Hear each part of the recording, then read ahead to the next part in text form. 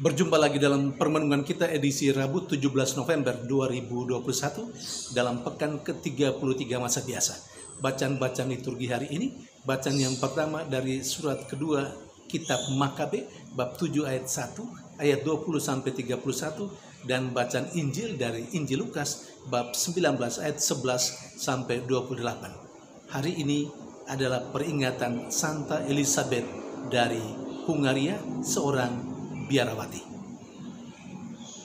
Peringatan Santa Elizabeth dari Hungaria, seorang biarawati, dan juga kedua bacaan liturgi hari ini mengungkapkan kepada kita dua hal berikut ini. Yang pertama, kepercayaan apa saja yang diberikan kepada kita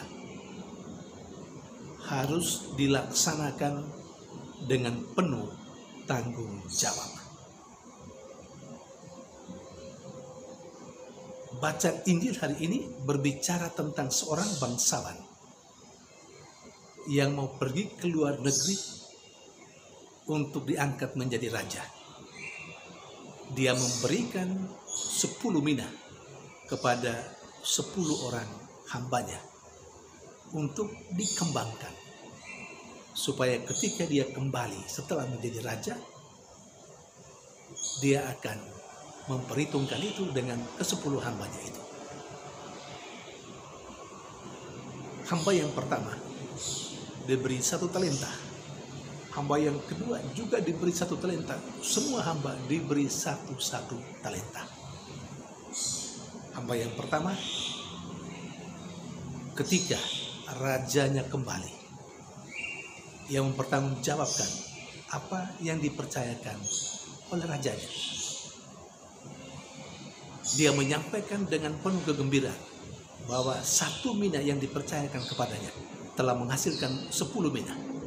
Demikian juga hamba yang kedua, 1 mina yang telah dipercayakan kepadanya oleh rajanya telah menghasilkan 5 mina lagi. Sementara hamba yang ketiga yang memperoleh sama 1 mina dari rajanya, toh tidak mempergunakannya dengan baik, dan dia hanya mengembalikan 1 mina yang dia terima sebelumnya kepada rajanya.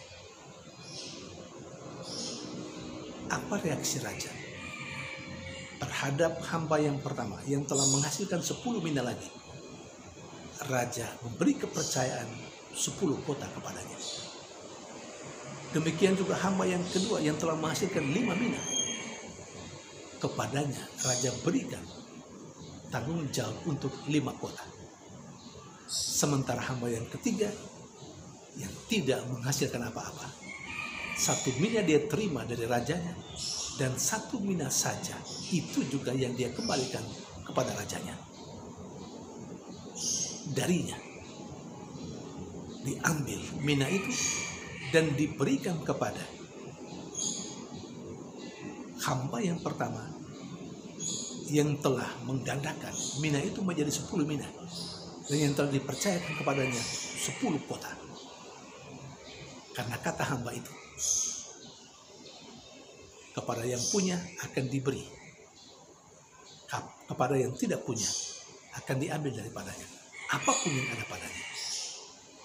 Saudari dan saudara yang terkasih, hamba yang pertama dan yang kedua menjadi contoh konkret bagaimana kepercayaan yang diberikan rajanya kepada mereka telah mereka kembangkan dengan segala daya upaya. Memang tidak diceritakan oleh Injil, tetapi bahwa mereka kemudian bisa menghasilkan 10 mina dari 1 mina dan 5 mina dari 1 mina. Itu mengandaikan ada daya, ada upaya, ada kerja keras dari hamba yang pertama dan yang kedua, sehingga menghasilkan 10 mina dan juga 5 mina. Kedua hamba ini menjadi contoh bagaimana kepercayaan yang diberikan raja kepadanya telah mereka gunakan dengan sebaik-baiknya. Mereka berdayakan, mereka perkembangkan, tentu dengan segala macam situasi yang mereka hadapi, dengan apa yang ada pada mereka, dengan kesempatan yang diberikan kepada mereka. semuanya telah digunakan supaya mina yang satu itu bertambah 10 mina dan bertambah 5 mina lagi.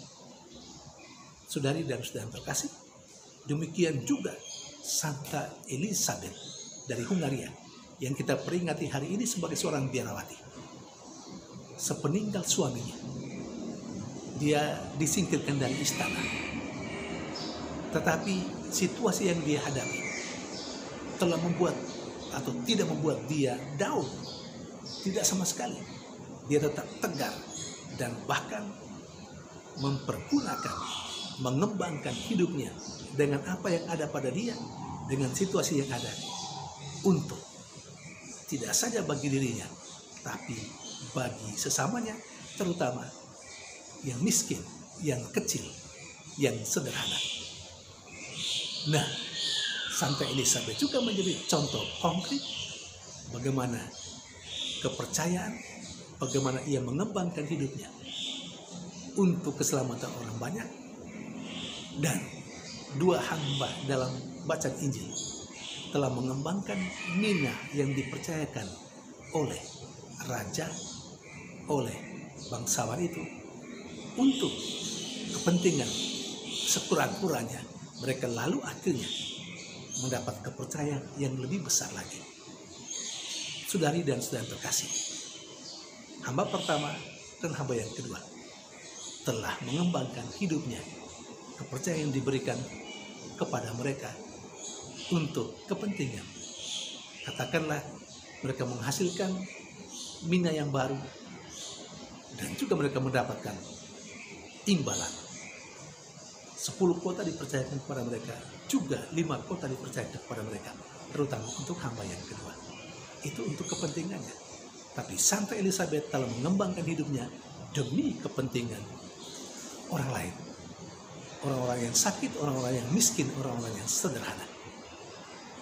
Saudari dan saudara yang terkasih, poin yang kedua yang bisa kita petik sebagai inspirasi untuk hidup kita adalah bagaimana iman telah menjadi inspirasi yang hebat, menjadi motivasi yang kuat untuk 7 bersaudara yang dibunuh oleh Raja Antiochus Epiphanes, karena mereka 7 bersaudara itu tidak mengikuti apa yang diminta oleh raja. Luar biasa. Dan hal penting sehingga ke-7 saudara ini tidak mengikuti apa yang diperintahkan raja adalah motivasi iman yang diberikan oleh ibunda mereka kepada mereka 7 bersaudara. Ibunya memberikan nasihat yang meneguhkan dan memuatkan mereka sehingga mereka mau mati, dan mereka memilih lebih baik mati daripada mereka mengikuti kemauan raja yang sungguh mereka tahu berlawanan dengan hukum Taurat, berlawanan dengan kehendak Allah melalui nenek moyang mereka. Saudari dan saudara yang terkasih, ke-7 bersaudara telah memberikan contoh bagaimana mempertahankan imannya. Apapun godaan, apapun bujukan, kebahagiaan, kerajaan, kemewahan hidup tidak penting bagi mereka. Bagi mereka, hidup bersama dengan Allah jauh lebih utama, jauh lebih penting daripada menggantikan iman mereka, membuang Allah hanya untuk mendapatkan kesenangan yang sementara, kebahagiaan yang sementara, harta benda, uang, kerajaan, dan lain sebagainya. Bagi kita, mempertahankan iman secara kokoh seperti 7 bersaudara itu bukan hal yang mudah. Kenapa?